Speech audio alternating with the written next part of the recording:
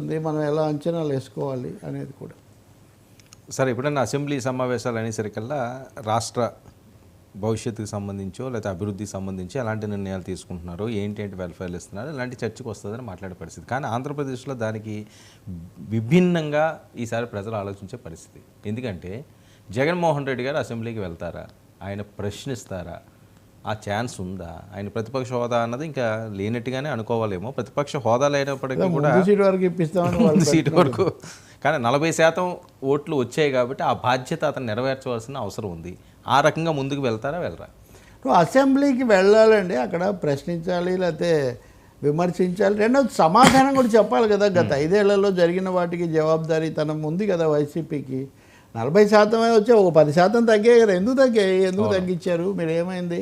నిన్న మనం సజ్జల రామకృష్ణారెడ్డి మాట్లాడిన దాని గురించి చూసాం మనం. అంటే మాకంటే ఎక్కువ పథకాలు ఇస్తామన్నందుకు వచ్చారు, ఆర్థిక పరిస్థితి బాగాలేతే ఎట్లా ఇస్తారు ఇవన్నీ. అయితే సజ్జల చాలా రోజుల తర్వాత కనిపించటము అనేది ఒక ఆసక్తికరమైన విషయం. అయితే మొదటిసారిగా సజ్జల మాటల్లో తప్పులు ఒప్పులు ఏం జరిగాయో మేము చూసుకుని పరిశీలించుకుంటాము, వాటిని సరిదిద్దుకునే ప్రయత్నం చేస్తామన్న మాట ఇది మొదటిసారి వచ్చింది అసలు. అంటే తప్పులు ఒప్పులు ఎంత సున్నితంగా జాగ్రత్తగా ఆయన చెప్పినప్పటికీ కూడా, అంటే మేము చేసినంత సరైంది అని వన్ సైడ్గా కాకుండా తప్పులు ఒప్పులు చూడాలి. రెండవది డీలా పడిపోలేదు పార్టీ, డీలా పడిపోవాల్సిన అవసరం లేదు, మనం నిలబడాల్సి ఉంటుంది.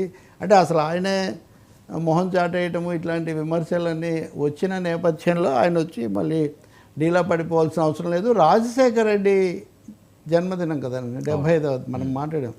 సో రాజశేఖర రెడ్డి దగ్గర ఉన్న లక్షణం ఏమంటే కష్ట నష్టాలు సమస్యలు ఏమొచ్చినా ముందుకు పోవటం. ఆ లక్షణం జగన్ దగ్గర కూడా ఉంది. కాబట్టి మరొకసారి ఇవన్నీ కూడా మేము సమీక్ష చేసుకొని ముందుకు పోతాము అంటూ ప్రభుత్వం మీద ఈ విమర్శలు, ఇది అయిపోతుంది దీంతోనే అన్నది కూడా కాదు అని.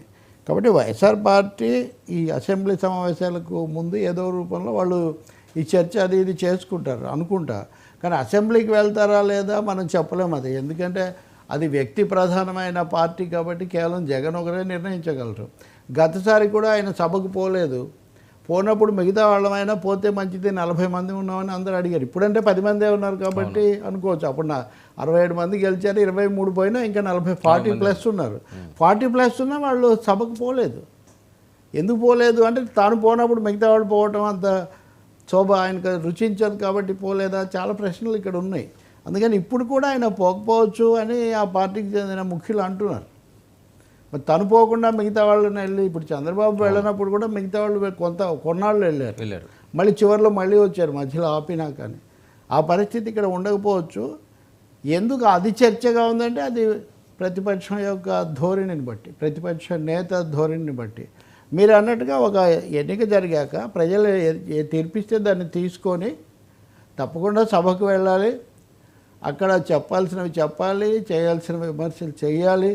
ఏం చేసినా ప్రజల కోసమే అన్నది ప్రజాస్వామ్యంలో మూల స్ఫూర్తి. కాబట్టి ఆ బాధ్యత నుంచి తప్పించుకోవటం సరికాదు.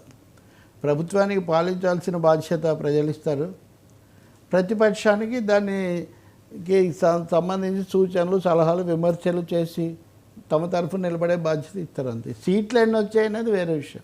ఇప్పుడు సీట్లే రాలేదు కాంగ్రెస్కు, కమ్యూనిస్టులకు, బీజేపీకి కూడా గతసారి రాలేదు. అని వాళ్ళందరూ పార్టీ వాళ్ళు పనిచేయటం కానీ సమస్యల గురించి మాట్లాడటం కానీ ఏమన్నా మానేసారా? ఇప్పుడు బీఆర్ఎస్కు లోక్సభలో 1 సీట్ రాలేదు తెలంగాణలో, అంత మాత్రాన వాళ్ళు ఏమీ మానేయరు కదా. అది సరికాదు. ఒక రాజకీయ పార్టీ సీరియస్గా తీసుకోవాల్సి ఉంటుంది. రెండోది అవతరాలు ఏదో చేశారు కాబట్టి మేము మానేసామంటే వాళ్ళది రైటు తప్పు వాళ్ళ విషయం, వాళ్ళ మీద ప్రజలు చూస్తారు, మీది మీరు చూడాలి కదా. కాబట్టి సభకు వెళ్ళకపోవడం అంటే బాధ్యత విస్మరించటం.